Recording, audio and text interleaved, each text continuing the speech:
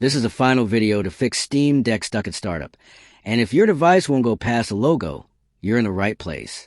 Are you tired of waiting forever while your Steam Deck just freezes at boot?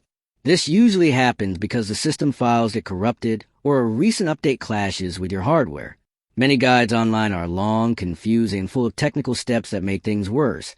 But today on Rexist, I'll show you a secret simple trick that gets your Steam Deck booting again in minutes. All you need is to access the recovery mode, run a quick system check, and reset the boot configuration without losing your data.